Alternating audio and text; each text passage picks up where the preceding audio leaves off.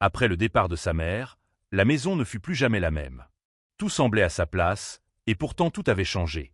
Les objets, les murs, la cour, tout paraissait silencieux, comme vidé d'une chaleur invisible.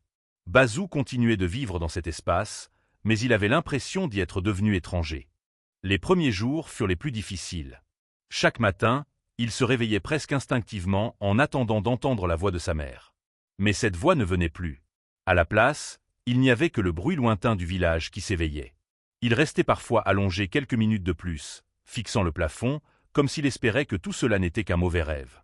Son père, David, faisait de son mieux pour maintenir une certaine routine. Il continuait de lui rappeler d'aller à l'école, de manger, de faire ses devoirs. Mais il n'y avait plus cette douceur qui accompagnait les gestes de sa mère. Tout semblait plus mécanique, plus froid. David parlait peu, et quand il le faisait, sa voix était souvent fatiguée. Bazou, de son côté, changeait peu à peu. Il parlait moins, riait moins, et passait plus de temps seul. Sur le chemin de l'école, il marchait désormais derrière ses amis, écoutant leurs conversations sans vraiment y participer.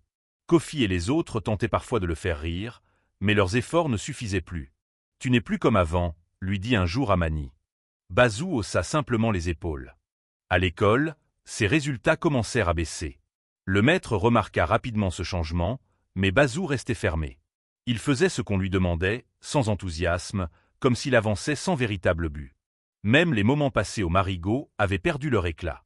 Il s'y rendait encore parfois, mais au lieu de plonger et de rire avec les autres, il restait assis au bord de l'eau, regardant son reflet trembler à la surface.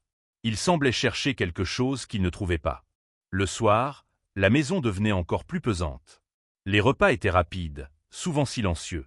Il n'y avait plus d'histoires racontées, plus de rires partagés. Bazou mangeait sans appétit, puis se retirait dans un coin, plongé dans ses pensées. Les jours devinrent des semaines, et les semaines commencèrent à se ressembler.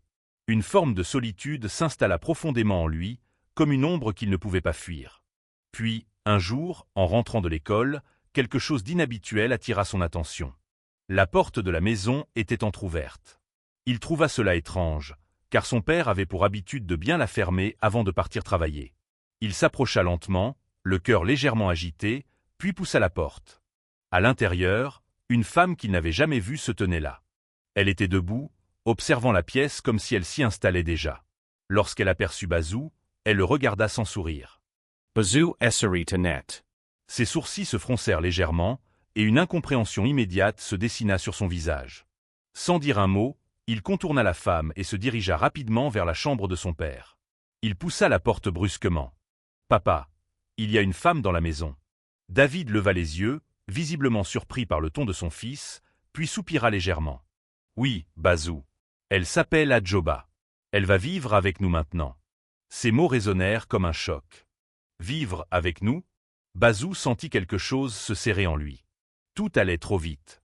Il n'avait même pas eu le temps de s'habituer à l'absence de sa mère qu'une nouvelle personne prenait déjà sa place.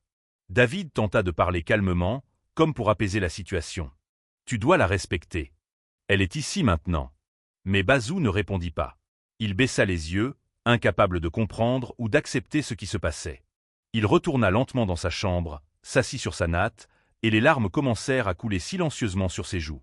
Ce jour-là, une nouvelle étape commença pour lui. Une étape qu'il n'avait pas choisie, et dont il ne connaissait pas encore toute la difficulté. Dans la pièce voisine, la présence d'Adjoba s'installait peu à peu.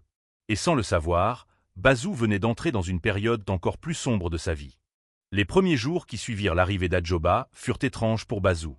Elle ne lui parlait presque pas, se contentant de le regarder avec une certaine froideur. Devant son père, elle se montrait calme, posée, presque attentionnée. Elle préparait les repas, rangeait la maison et parlait avec douceur à David. Tout semblait normal, du moins en apparence. Mais dès que David quittait la maison pour aller travailler, l'atmosphère changeait complètement. Un matin, après le départ de son père, Adjoba appela Bazou d'une voix sèche. « Hé, toi, viens ici. » Bazou approacha lentament, hesitant. « À partir d'aujourd'hui, tu vas m'aider dans la maison. Tu ne resteras pas là à ne rien faire. » Bazou hocha la tête sans répondre. Il n'était pas contre-aidé. Sa mère lui avait déjà appris à participer aux tâches.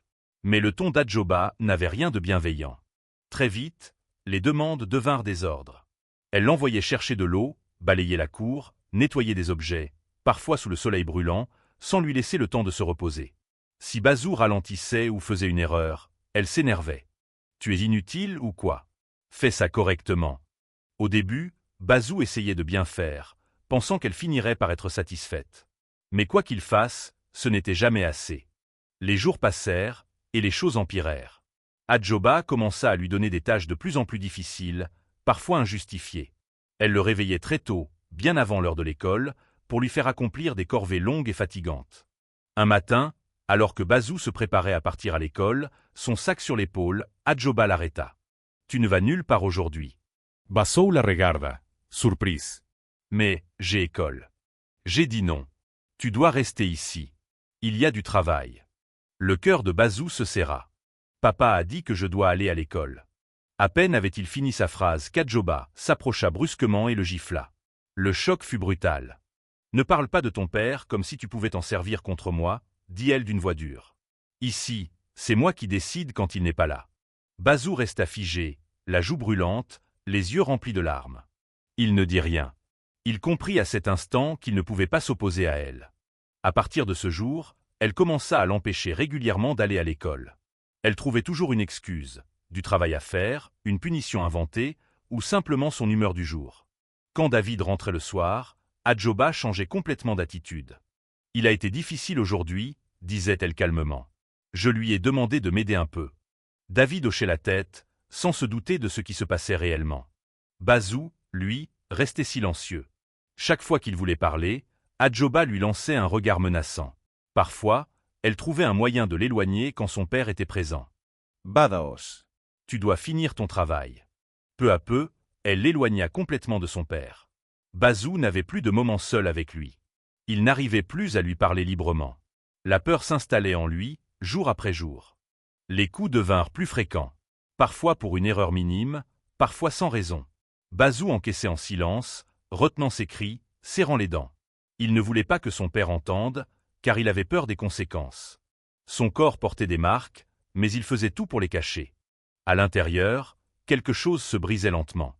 L'enfant joyeux qu'il était semblait disparaître peu à peu. Il ne riait plus. Il ne jouait plus. Il ne pensait plus qu'à éviter la colère d'Adjoba.